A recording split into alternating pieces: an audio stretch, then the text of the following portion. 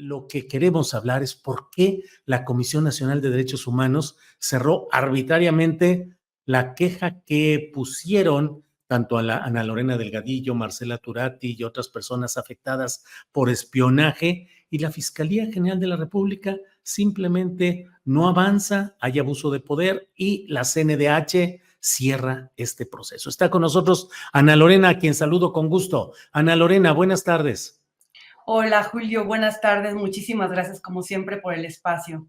Al contrario, Ana Lorena, por favor, platícanos, danos un pequeño resumen de lo que significa esta decisión tomada por la CNDH, lo que está haciendo la FGR respecto al tema que ustedes han planteado del espionaje y todo lo que ha habido en este asunto. Ana Lorena, por favor. Sí, pues mira, como tú sabrás, porque nos dice en algún momento también el espacio para platicar sobre esto,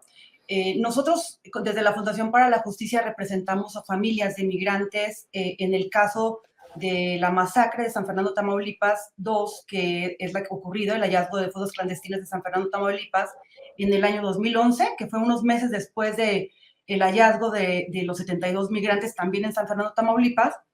Y en el camino que hemos tenido de defensa de estos casos, nos costó 8 años conseguir el expediente ante la Suprema Corte de Justicia, y cuando nos entregaron a nosotros el tomo 221, que esto fue en mayo de 2021, este expediente tiene, el caso de fosas clandestinas tiene más de 290 tomos, imagínate. Nos entregan en mayo de 2021 el tomo 221 justamente, y cuando abrimos ese tomo, lo que encontramos es que con un expediente que era parte de la investigación del caso de la masacre de San Fernando, era un expediente que en realidad tenía una investigación ilegal en contra de Marcela Turati, periodista que ha estado muy involucrada documentando el caso de los migrantes en San Fernando, Tamaulipas, en contra de Mercedes Doretti, que es coordinadora del equipo argentino de antropología forense, quien además, junto con la Fundación para la Justicia que represento y otras organizaciones, desde el año 2012 estamos con la Fiscalía trabajando la comisión forense para identificación de restos de 3 masacres, y en mi contra.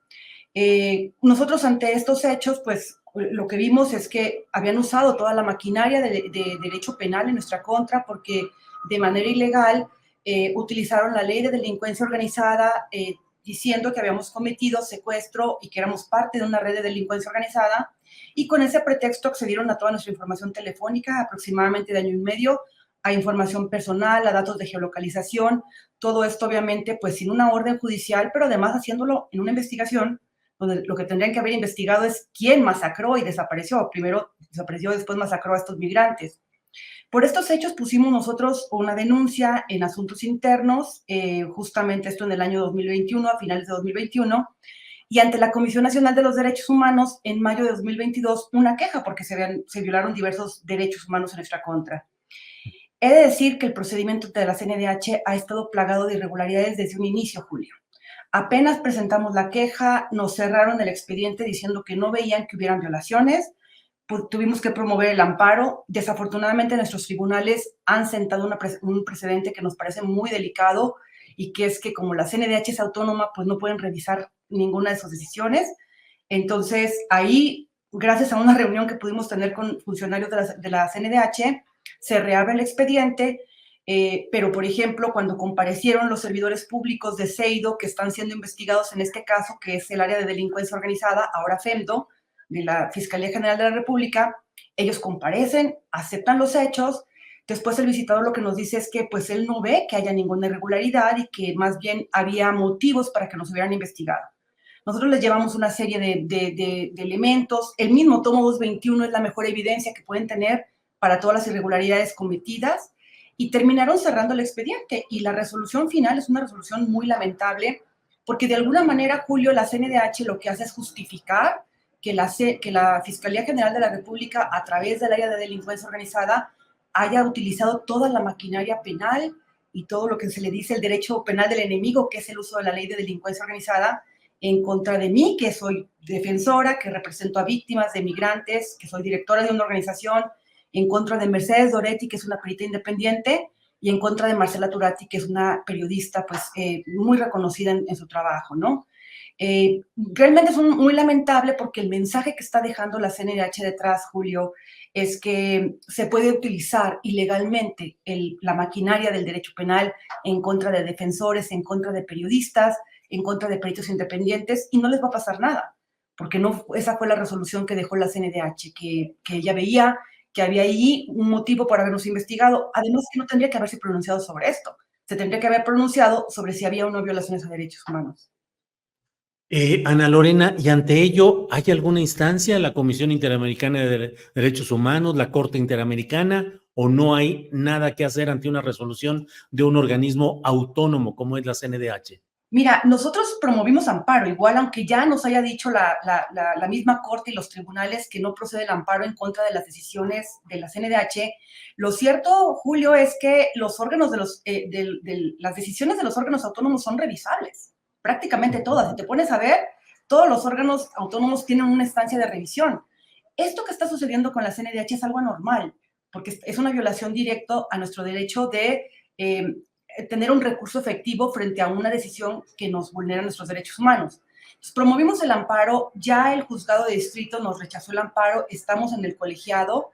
Evidentemente nosotros vamos a seguir luchando esto primero en las instancias nacionales y evidentemente también acudiremos a las instancias internacionales porque lo que nos parece es que, digamos, hay un tema de respeto evidentemente por la autonomía, pero la autonomía no significa estar sustraído de una rendición de cuentas y de una actuación apegada a derecho, que eso es lo que está pasando con la CNDH. Entonces, vamos a seguir insistiendo. Ahora, aquí lo preocupante, Julio, es que justo después de que nos llega la resolución de la Comisión Nacional de los Derechos Humanos,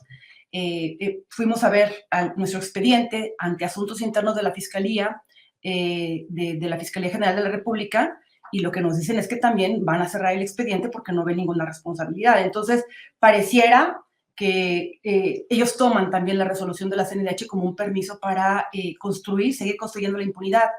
Y lo preocupante en el fondo, Julio, es cómo es posible que la Fiscalía General de la República haya utilizado toda esta maquinaria para perseguirnos a nosotras tres y no perseguir a quienes cometieron la masacre. El caso sigue en una impunidad sistémica y la pregunta es, ¿a quién se protege cuando se protege a la impunidad? En estos casos, Marcela acaba de sacar un libro que yo diría que esta es de las mejores, digamos, resoluciones en términos de un periodismo independiente, de derecho a la verdad. El libro de Marcela establece de manera muy clara cuál es el vínculo entre el Estado y las desapariciones y las ejecuciones de las masacres de migrantes. Hay evidencia que está en el expediente también muy clara de la complicidad y de la participación de agentes del Estado en la masacre de San Fernando. Pudiera ser que tuviéramos más fosas que no se han podido localizar, donde puede haber más personas que fueron víctimas durante este tiempo. Y la pregunta es, ¿por qué ahí la Fiscalía General decidió no avanzar? ¿Por qué en las 5 masacres de migrantes seguimos teniendo una impunidad histórica? ¿Y por qué la Fiscalía decide utilizar ese aparato penal en contra de nosotros y no para perseguir esta terrible delincuencia coludida con el Estado que tanta violencia ha causado en el país y que tanta violencia está causando a las poblaciones más vulneradas de la región, como son las personas migrantes? Ana Lorena, hablas de agentes del Estado.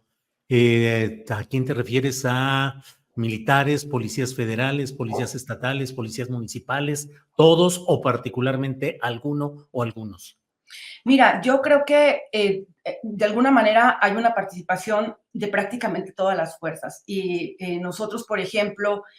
siempre tenemos esta pregunta en el caso de los 72, en el caso de Fosa y en el caso de Cadereyta, ¿cómo esto pudo haber pasado en medio de rutas que se supone que tenían una tremenda vigilancia por parte del Ejército y de la Marina? Los primeros que llegan al lugar del hallazgo generalmente son el Ejército y la Marina, y cuando tú te vas a los expedientes, Julio, es como para entender cómo llegaron ahí, cómo se enteraron del lugar donde estaban las fosas o del lugar donde estaban los restos, no hay ninguna explicación realmente lógica. Pero además hay muchos testimonios de víctimas y testigos que dicen que todo esto, lo que estaba ocurriendo, reportaron a la Marina, reportaron al Ejército y no hicieron absolutamente nada.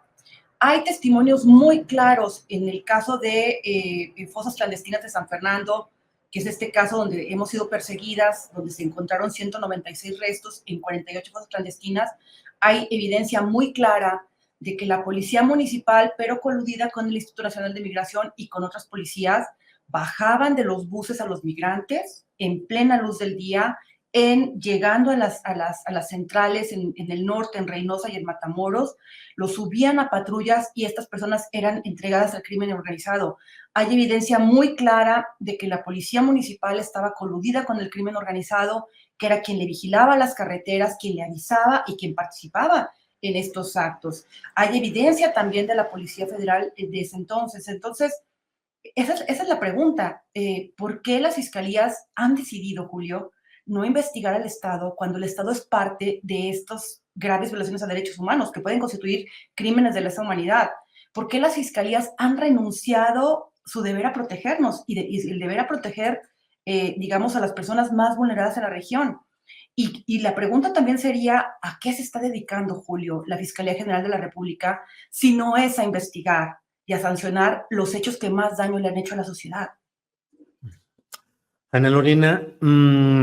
obviamente en la observación de este y otros casos en la Fundación para la Justicia en la que tú participas y otro tipo de organizaciones dedicadas a la defensa de los derechos humanos, ¿cuál va siendo la valoración de la CNDH bajo la administración de la señora Rosario Piedra? Es decir, lo que estamos viendo en este caso, pues resulta sumamente evidente ese desequilibrio o ese cargarse hacia una parte inadmisible en términos de derechos humanos, pero en general, ¿cómo vamos caminando con esta administración de la CNDH? Mira, desafortunadamente lo que vemos es que hay una tendencia a proteger a las instituciones del Estado, que eso es una cosa muy lamentable, ¿no? Y sobre todo, Julio, lo he de decir, cuando se trata de la Fiscalía General de la República. O sea, es muy difícil que la CNDH se pronuncie de una manera contundente y clara frente a una ausencia que tenemos en la Procuración de Justicia Federal y que tendría que estar esto en el centro digamos, de sus preocupaciones, porque cuando existe impunidad, Julio, se manda el mensaje de que la violencia está siendo permitida. Hay algunos casos donde hemos visto que han hecho recomendaciones, por ejemplo, en casos de inmigrantes, en algunos casos también donde ha intervenido la Guardia Nacional, pero en general sí vemos que hay una tendencia a guardar silencio en casos tan graves como estos casos, donde hay una intervención directa, digamos, por omisión, o por acción por parte de la Fiscalía General de la República. Creo que también es preocupante que la CNDH, sabiendo que en este país hay más de 48 periodistas que han sido asesinados en esta